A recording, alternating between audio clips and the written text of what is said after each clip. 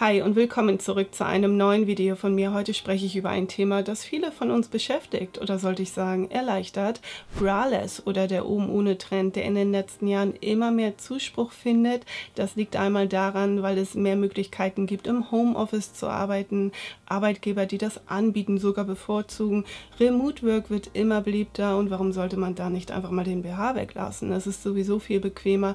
Die Modeindustrie, die den Trend seit Jahren verfolgt. Outfit-Ideen, die man mittlerweile im Internet findet. Es gibt zahlreiche Frauen, die auf die Vorteile schwören, während andere sich darüber Gedanken machen, was es für Folgen haben könnte. Obwohl der BH auf eine bewegende Geschichte zurückblickt, das muss man ja auch mal sagen, ne? Anfang des 20. Jahrhunderts galt der Büstenerhalter als eine Art Befreiungsschlag. Er war viel bequemer als das übliche Korsett. Circa 50 Jahre später änderte sich die Meinung aber wieder, denn die Frauenbewegung der 60er, 70er Jahre setzte sich dafür ein, dass wir die Dinger gar nicht brauchen. Wir können tragen, was wir wollen. Die Büstenhalter wurden auf einmal verbrannt. Könnt ihr euch das vorstellen? Also die wurden wirklich verbrannt. Braless ist ein Ausdruck dafür, dass wir uns mehr mit unserer Körperform auseinandersetzen sollten. Das ist die Message dahinter. Ob Frauen allerdings einen BH tragen sollten oder nicht, ist sehr umstritten und darüber möchte ich mit euch heute diskutieren. Denn es gibt einmal die Körper- und Selbstliebe, das Wohlbefinden, aber auch die gesellschaftlich geprägten Körpernormen. Und das sieht man daran, dass Mädchen sehr früh mitbekommen oder das Gefühl bekommen, einen BH tragen zu müssen. Das beste Beispiel liefert die Modekette Primark, die 2017 einen BH für 7-Jährige rausbrachte, einen gepolsterten BH. Es gab eine mega große Debatte, es gab sehr viele Vorwürfe, warum 7-Jährige einen BH tragen sollten. Und auf die Frage, warum überhaupt, was denn da eigentlich unterstützt werden muss, gab es bis heute keine Antwort. Keine Sorge, ich kann euch die Antwort liefern, denn es gibt nichts. Bei einer 7-Jährigen muss man nichts unterstützen, die braucht gar keinen BH, das ist alles sehr früh. Ich finde, es ist doch ein bisschen übertrieben. Es gibt viele Frauen, die berichten, dass sie weniger Rückenschmerzen hätten, wenn sie keinen BH tragen. Aber auch Frauen, die sich unwohl fühlen, wenn sie das machen, denn wir haben natürlich auch gewisse Schönheitsideale. Überlegt mal, Unterwäscheindustrie, es gibt schöne BHs, es kommt heutzutage darauf an, was wir tragen. Ein schönes Dekolleté, dann nach oben gepusht, ne? Also wir möchten teilweise nicht unsere natürliche Form, weil die hängt irgendwann, ne? Also es ist halt alles nicht so hübsch für einige. Manche mögen vielleicht auch ihre natürliche Körperform nicht, ne? Aber was wäre, wenn es besser für unsere Gesundheit ist, auf einen BH zu verzichten? Würden wir immer noch so denken oder doch eher auf unser Wohlbefinden hören? Einer der größten Mythen ist, dass Tragen eines Nicht-BHs zu schlaffen Brüsten führen soll. Die Form der Brust hängt nicht von einem BH ab, sondern von dem Alter, Fettgewebe, Gewichtsschwankungen und Schwangerschaften, ne? Also wir verändern uns im Laufe des Lebens und es gibt so viele Faktoren.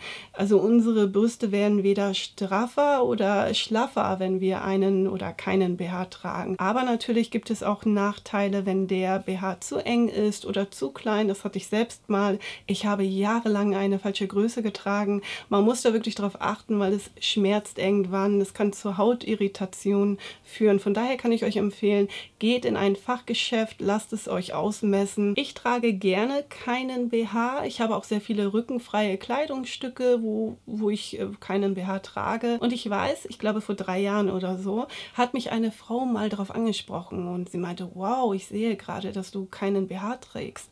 Ich würde mich das nicht trauen. Ich traue mich das, obwohl ich keinen Sport machen kann ohne BH. Also es ist mega unangenehm, ne? Schwerkraft und dann hüpft das. Also das geht nicht, aber ich kann jetzt Yoga machen. Ich könnte Yoga machen, ich könnte Hula Hoop machen, ich könnte Dehnungsübungen machen ohne Probleme. Aber ich muss auch sagen, dass ich nicht so viel Schwerkraft besitze. Es ist immer noch ein Unterschied. Oder wir denken oftmals, oh, Körbchengröße B oder C steht ja wie eine 1 und ich habe Doppel-E und es hängt. Ja, das ist ja auch die Schwerkraft, ne? Das ist die natürliche Form. Nicht alles steht immer wie eine 1. Es ist völlig normal und das muss man akzeptieren. Damit muss man klarkommen. Es sei denn, man lässt sie machen. Aber auch da gibt es immer ein Limit. Ich kann schon verstehen, dass viele Frauen es nicht bevorzugen, weil man eben die natürliche Form sieht. Es wackelt, es bewegt sich. Vielleicht können das manche auch gar nicht, weil es zu unangenehm ist und vielleicht auch zu viele Blicke auf sich zieht. Ja, ich denke, da muss man so ein bisschen abwägen, was man mag oder was man nicht mag.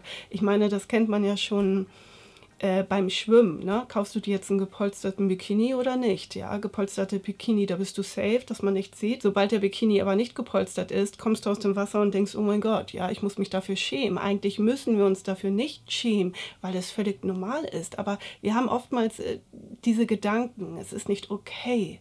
Es ist einfach nicht okay, was wir tragen. Ich denke, dass wir meistens einen BH tragen für mehr Stabilität und Halt, oder? Das ist der erste Grund. Das ist meiner Meinung nach der erste Grund.